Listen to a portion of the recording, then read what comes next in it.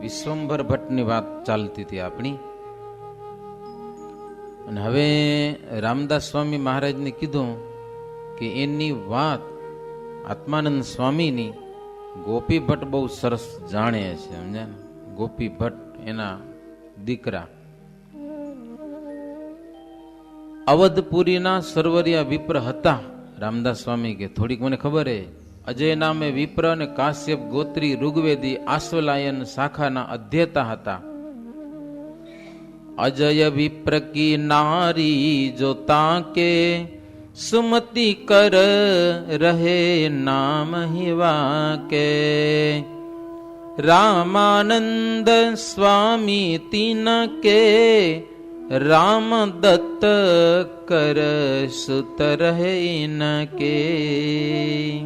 અયોધ્યા નગરીમાં સુમતિ નામે નારી અજય વિપ્રની, ત્યાં રામાનંદ સ્વામીનો 1795 શ્રાવણ વધી 8મને દિવસે, એટલે બરાબર જન્માષ્ટમીને દિવસે વહેલી સવારે સુપ્રભાતમાં જન્મ થયો. 8 વર્ષના થયા ત્યાં પિતાએ દેહનો ત્યાગ કરી દીધો. પછી તો માતાની રજા લઈ અને એમ નીકળ્યા. બહુ લાંબુ નથી લખ્યું આમાં. પેલા આત્માનંદ સ્વામી પાસે ગયા હતા, પછી રામાનુજાચાર્ય પાસે આવ્યા, મૂર્તિના દર્શન કર્યા, અંતરમાં શાંતિ થઈ. પૂર્વના ઉદ્ધવ જાણી અને રામાનુજાચાર્યને સ્વપ્નમાં દર્શન દીધા અને દીક્ષા દીધી અને મંત્રો આપ્યા કે સ્વયં ઉદ્ધવજી છે. આ વૈષ્ણવી દીક્ષા આપી એટલે રામાનંદ સ્વામીને સંતોષ પણ થયો અને સત્સંગની શુદ્ધ રીત પણ ભગવાને બતાવી, આ રામાનુજાચાર્ય બતાવી અને કહ્યું કે તમારા શિષ્યો તમારા વચનથી ભવસાગર તરસે જાઓ. એ બધા રામાનંદ સ્વામીને રામાનુજાચાર્ય તરફથી મળ્યું. અને શ્રી કૃષ્ણ ભગવાનનો મંત્ર પાત્ર જોઈને તમે આપજો, લાગત ગમે એને નહીં. પાત્ર માણસ હોય ને તો એને મંત્ર આપજો, તમને શ્રી કૃષ્ણ ભગવાનના દર્શન પણ થશે. હાલ તમે દ્વારિકા જાઓ, એમ રામાનુજાચાર્ય રામાનંદ સ્વામીને કીધું. રામાનંદ સ્વામી નામ ધરેયું, સત્સંગ કે આચાર્ય વ્યાપેવું. નારી ધન કે રખના ત્યાગા, દો में न करना अनुरागा. त्यागी भय ताकू जोवूं, नारी धन बंधन किए सोवूं. रामानुज इस विध किए पीछे वर्णी को सीख दिए. આમાં એમ લખ્યું હે કે રામાનુજાચાર્યએ રામાનંદ સ્વામીનું નામ પાડ્યું દીક્ષા આપીને, રામાનંદ સ્વામી, અને કહ્યું ધન અને નારીનો ત્યાગ રાખજો. ખાસ વચન ઈ કે ધન અને નારીનો ત્યાગ. પછી રામાનુજાચાર્યને વંદન કરી થોડાક દી ત્યાં રહ્યા. પછી ત્યાંથી ફરતા ફરતા દ્વારિકા જમણા આવ્યા છે.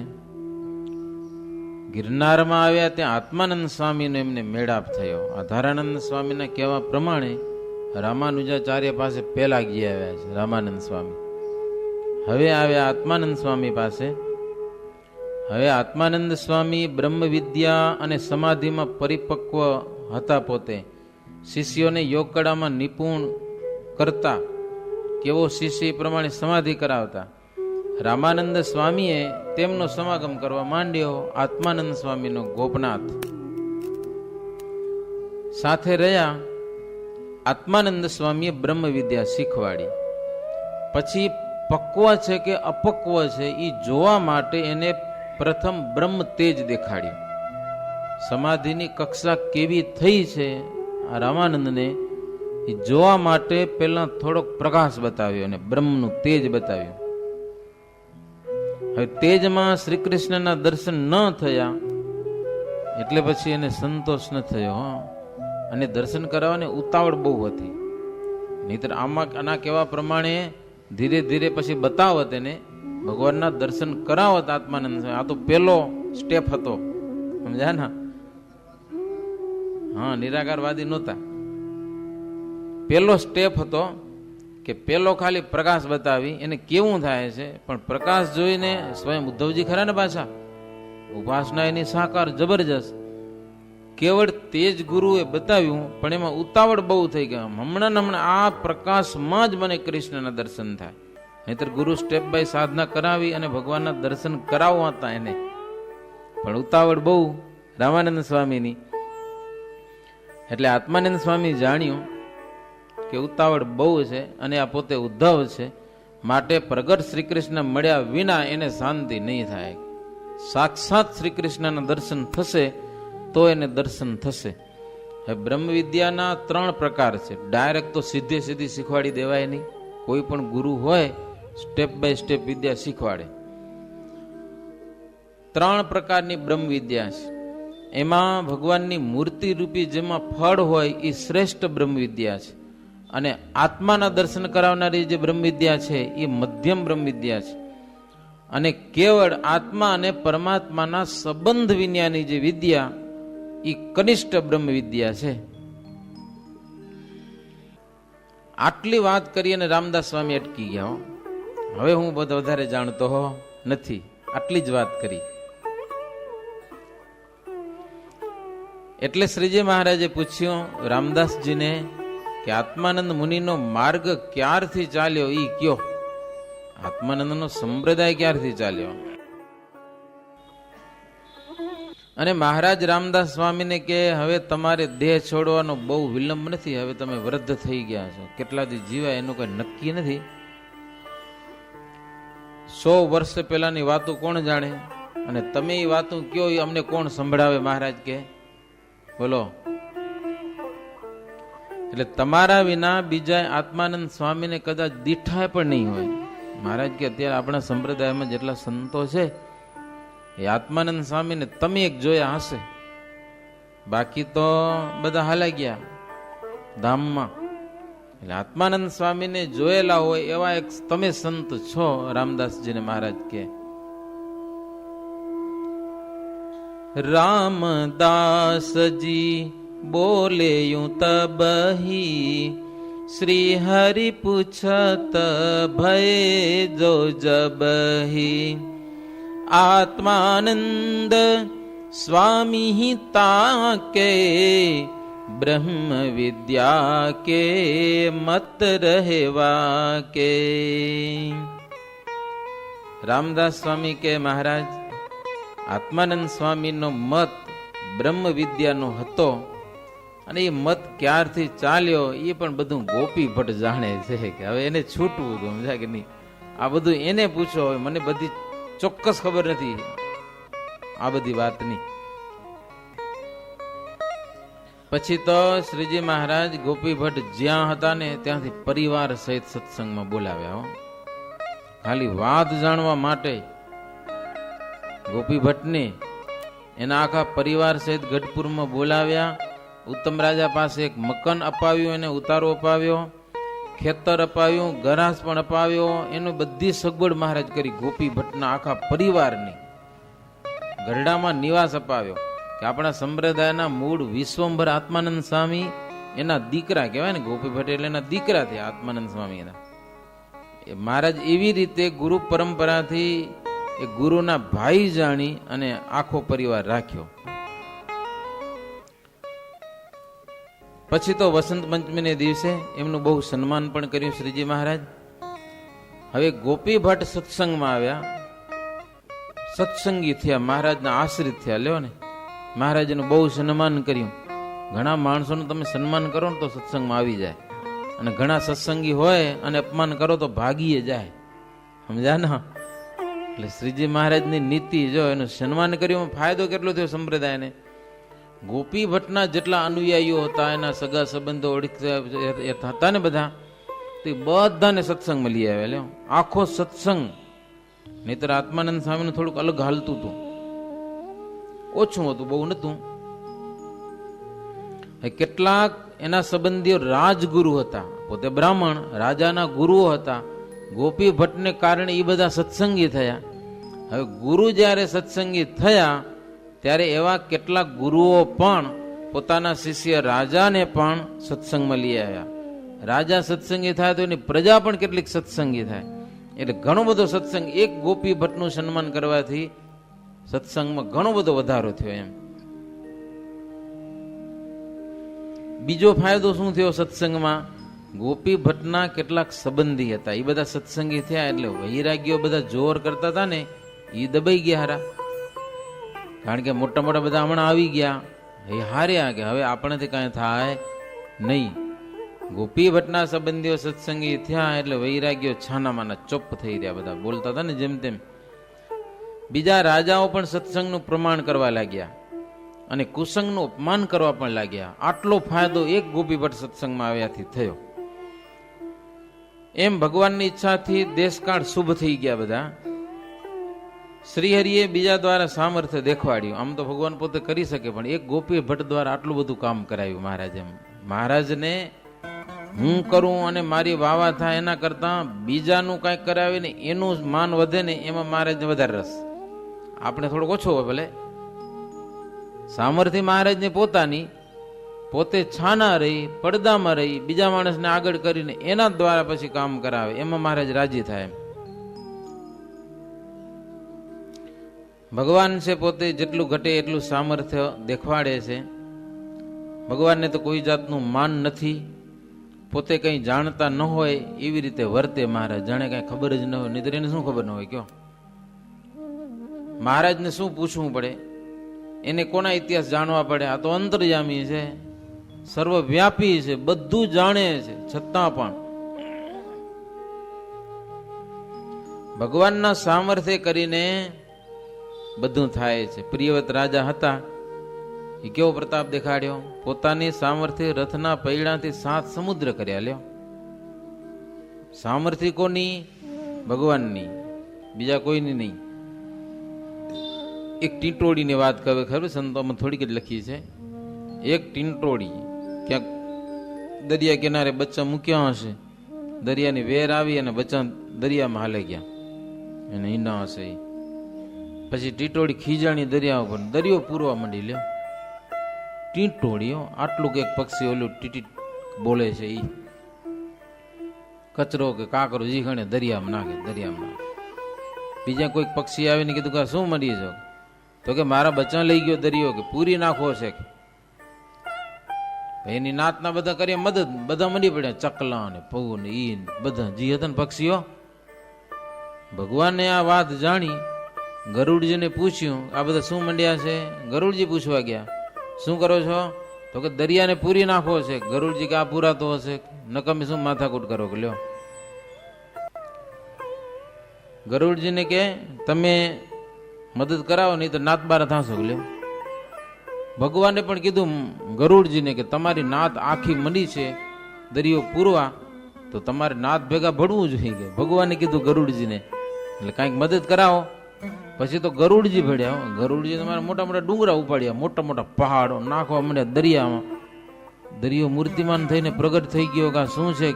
તો કે ટીંટોળીના બચ્ચા લઈ ગયો છે ને પાછા લાવ, નહીં તો તને પૂરી નાખશો. બધા મંડ્યા. હવે પક્ષીની નાત આખી મંડી, એમાં ગરુડજી પણ ભેગા ભળ્યા.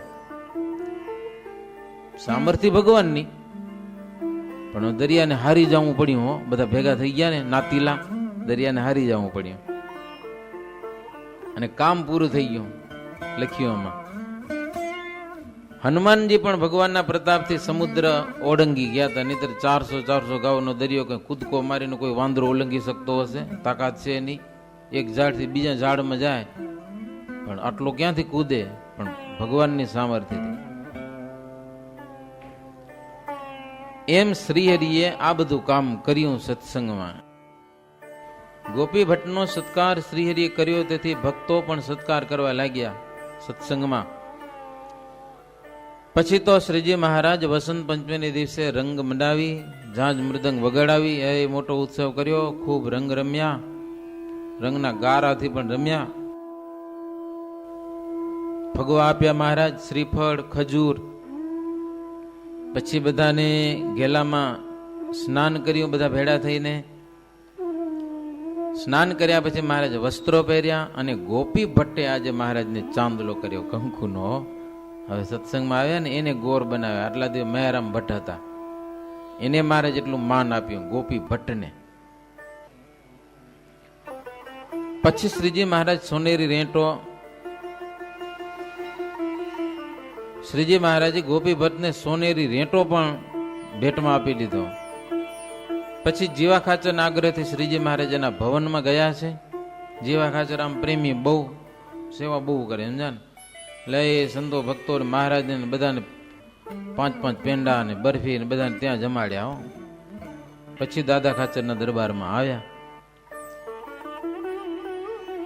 વસંત પંચમીના સમયા ઉપર આવેલા ભક્તજનોને શ્રીજી મહારાજ બધાને રજા આપી અને મુક્તાનંદ સ્વામીને કીધું કે સ્વામી, તમને શ્રીનગરના ભક્તજનો વારે વારે યાદ કરે છે, વારે વારે પત્ર લખે છે કે મુક્તાનંદ સ્વામીને અમારા ગામમાં મોકલો, અમદાવાદ શહેરમાં. માટે તમે જાઓ, હરિભક્તોને રાજી કરો. એટલે બીજે દિવસે મુક્તાનંદ સ્વામી શ્રીજી મહારાજને મળી જવા માટે તૈયાર થયા. રામદાસ સ્વામીને પણ મુક્તાનંદ સ્વામી મળવા આવ્યા. ત્યારે રામદાસ સ્વામી મુક્તાનંદ સ્વામીને કે હવે અમારા શરીરનો વિશ્વાસ નથી હો, ફરી વાર મળીએ કે ના મળીએ, મહારાજના હાથની વાત છે. કારણ કે મહારાજ છે એ એક જ સૌના આધાર છે. જીવ જે દેહમાં જાય છે ને ત્યાં એને મરતા સુધી જીવવાનું મમત્વ રહી જાય છે. સમજ્યા ને? બે દી હજી જીવતો જાઉં. કાંઈ કામનો ન હોય ડોહો, સમજ્યા કે નહીં? તો હજી બે દી જીવતો જાઉં. એક મમત્વ બંધાય છે જીવવાનું. એમ સત્સંગ અને ભગવાન વિનાનું જેટલું મમત્વ છે ને બંધનરૂપ છે. ભજન થાય તો વાંધો નહીં, નહીતર હવે જીવીને પણ શું કરવું છે? લ્યો, ઉતાવળ થાય ભગવાનના ભક્તોને જલ્દી ભગવાન પાસે પહોંચી જાય. હવે બસ સમજ્યા ને? ઉતાવળ થાય હવે જાય જલ્દી. આ લોકના અમે કામના નથી. ઘરમાં ખબર ને, અમારા સાધુમાં તો જેમ મોટા થાય માન વધે, પણ તમારા ગ્રસ્તાશ્રમમાં હાવ ડોકરો થઈ જાય ને પછી ઘરના માણસોને બધું સેવા કરવી પડે અને માન ઓછું થઈ જાય. કેટલાક તો સંતો પાસે આવીને કે ભગવાનની પ્રાર્થના કરો કે ડોહાને ઉપાડી જાય. લ્યો, ભગવાન તેડી જાય, એ સુખી થાય ને અમે સુખી થઈ કે ના કાંઈ કામ કરી શકે. ગ્રસ્તાશ્રમમાં સત્સંગીને ત્યાં હશે થોડું જાજુ, પણ ગમે તેમ સંબંધી છે, પરિવાર છે, સ્વાર્થીઓ છે અને છે. સ્વાર્થ હાવ તૂટશે અને સેવા કરવી પડશે. તે મનમાં એમ તો થાય કે આનો પાર પડે તો હારું. મહિમાથી સેવા કરે એવા કેટલા મળે, કેટલા 100,000માં કોક કદાચ મળે. ન મળે એવા ન કઈ, ન મળે એવું નથી, હોય ઘણા ને ત્યાં હોય, પણ એ પરાધીન થઈ જાય ને બધી સેવા કરી, આ બધા કપડા ધોવું તે બધું. એના કરતા જીવવાનું મમત્વ ન રહે. પછી પરાધીન થયા એટલે ભગવાનને કહેવાય બસ હવે લઈ લ્યો, બીજી વાત નહીં. હરિભજન સિવાયનું મમત્વ બંધનરૂપ છે. એટલે મુક્તાનંદ સ્વામી કે તમે સત્સંગની બધી રીત જાણો છો. આ રામદાસ સ્વામી મુક્તાનંદ સ્વામીને કે સ્વામી તમે સત્સંગની બધી રીત જાણો છો, તમે છો ત્યાં સુધી આ સત્સંગ પુનિત દેખાય છે. રામદાસ સ્વામીએ મુક્તાનંદ સ્વામીને કીધું તમે છો ત્યાં સુધી સત્સંગ તાજો છે. ત્યારે મુક્તાનંદ સ્વામી કે રામદાસ સ્વામીને કે સ્વામી સહજાનંદ સ્વામી જેવા કોઈ પ્રતાપી નથી. આ સત્સંગ મારે લીધે નથી હાલતો, મહારાજને લીધે હાલે છે. સમજ્યા ને? તમારા મનમાં કદાચ એવું હોય ને તો હવે કાઢી નાખો. રામદાસ સ્વામી મોટા સંત, સંપ્રદાયના પહેલા સાધુ રામાનંદ સ્વામી, એને મુક્તાનંદ સ્વામીનો એટલો મહિમા કે તમે છો ત્યાં સુધી બરાબર છે. આ સત્સંગ નવ પલ્લવિત છે. મુક્તાનંદ સ્વામી કે સ્વામી એવું નથી. સમજ્યા ને? મારાથી સત્સંગ નવ પલ્લવિત નથી. જે કાંઈ છે એ સહજાનંદ સ્વામીથી છે. હવે તમે મરવા પડ્યા છો, અંત સમય છે. આપણા ગુરુ રામાનંદ સ્વામી શું કહેતા હતા, હવે કંઈક વિચારો. મહારાજને સર્વોપરી સમજો. કારણ કે મહારાજ કરતા મુક્તાનંદ સ્વામીનો મહિમા કદાચ રામદાસ સ્વામીને મનમાં કદાચ એવું હોય કે આ વડીલ સંત છે ત્યાં સુધી બરાબર છે, પણ મુક્તાનંદ સ્વામી ચોખ્ખી ના પાડી, હો હું વડીલ લઈશ એમાં ના નહીં, પણ સત્સંગ તો મહારાજને લીધે છે, એવો મહારાજનો મહિમા સમજો. મુક્તાનંદ સ્વામી કે આત્માનંદ સ્વામીએ શુભ દેશરૂપી ભૂમિ તપાસી અને સત્સંગ રૂપી બીજ વાવ્યું છે. કોણ? આત્માનંદ સ્વામી. રામાનંદ સ્વામીએ તેને સિંચ્યું એટલે પાણી પાયું. બી આત્માનંદ સ્વામી વાવી ગયા, પાણી પાનારો જોઈને કોઈ, પછી રામાનંદ સ્વામી પાણી પાયું અને સહજાનંદ સ્વામીએ સત્સંગ રૂપી કલ્પ વૃક્ષને નિયમ રૂપી દ્રઢ વાડ કરી. પછી હવે છોડ તો ઉગ્યો છે, હાચવશે કોણ એને? બાઉન્ડ્રી બનાવવી પડશે ને. આત્માનંદ સ્વામી બીજ નાખ્યું, રામાનંદ સ્વામી પાણી વાવ્યું એટલે ઉગી આવ્યું, પણ હવે એમ કોઈ ખાઈ જશે આને, એટલે સહજાનંદ સ્વામી આવીને મજબૂત વાડ બનાવી, બાઉન્ડ્રી લોખંડની સરસ મજાની, કોઈ એને કાંઈ ન કરી શકે. અને આ નિયમ રૂપી વાળને જેટલી કોઈ તોડે એટલી એની મોટાઈ ઘટી જાય છે. એ માણસ મોટો કહેવાતો હોય પણ જેટલી આજ્ઞા લોપે ને એની મોટાઈ મારી જાય છે. એ વાળની જે સંત અને હરિભક્તો રક્ષા કરે છે એ દિવસે દિવસે વૃદ્ધિ પામતા જાય છે. આ લોકમાં પણ એની માન મોટપ વધતું જાય છે અને સુખી થતા જાય છે અને મોક્ષ રૂપી ફળ પ્રાપ્ત કરે છે. પ્રગટ હરિની મૂર્તિ વિના મોટામાં મોટા જીવ છે ને એ બધા અલ્પ દેખાય છે. મુક્તાનંદ સ્વામી કે સ્વામી તમારા જેવા સમર્થ સંત સત્સંગમાં હવે કોઈ થનાર નથી, એ વાત નિશ્ચય છે, તમે મોટા સંત છો. ત્યારે રામદાસભાઈ બોલ્યા કે બધી વાત શ્રીહરિના હાથમાં છે, આપણા હાથમાં ન હોય તેની ચિંતા હવે આપણે કઈ કરવી નહીં. આપણે મોટા છે, એક દી આ મોટા સાધુ હોય ન હોય, હવે પછી એટલું જ રાખો મનમાં કે સર્વસ્વ મહારાજ છે. આપણે હસવું તોય ઠીક અને નહીં હોય ને તોય ઠીક. આપણે હવે ચિંતા ન કરો, બધી ચિંતા શ્રીજી મહારાજને છે અને આપણા હાથમાં ન હોય એની ચિંતા આપણે રાખવી નહીં. હરિની મરજીમાં મગન રહેવું. હો ભલે મહારાજની ઉંમર નાની હોય પણ એની જેવી મરજી એમાં રાજી રહેવું, કચવાઈ તો જરાય જાવું જ નહીં. મરજી વિના ચાલવામાં ક્લેશ છે અને શ્રીહરિ કરે જે કાંઈ કરે છે ને બધાના સુખને વાસ્તે કરે છે. મહારાજ જે કરે છે બધાને સુખી કરવા માટે કરે છે. એમ રામદાસભાઈએ મહાસુદી છઠને દિવસે મુક્તાનંદ સ્વામીને વાત કરી.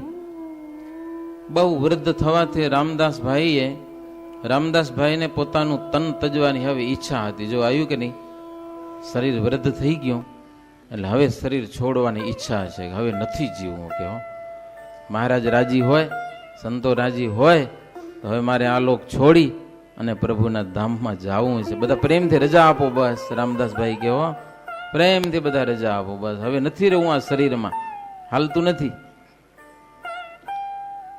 પછી શ્રી હરિએ મુક્તાનંદ સ્વામીને શ્રીનગર મોકલ્યા છે. આત્માનંદ સ્વામીની બ્રહ્મ વિદ્યાનો મત જ્યારથી ચાલ્યો એ વાત શ્રીજી મહારાજે ગોપી ભટ્ટને પછી પૂછી, બધી આ કેવી રીતે બધું ચાલ્યું છે. અને ગોપી ભટ્ટે જેવું સાંભળ્યું હતું એ પ્રમાણે શ્રીહરિને બધી વાત કહી છે.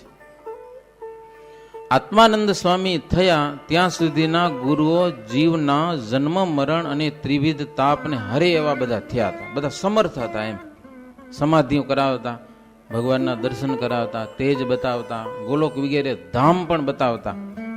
આત્માનંદ સ્વામી સુધીના અને એના પછી શ્રીજી મહારાજ થયા.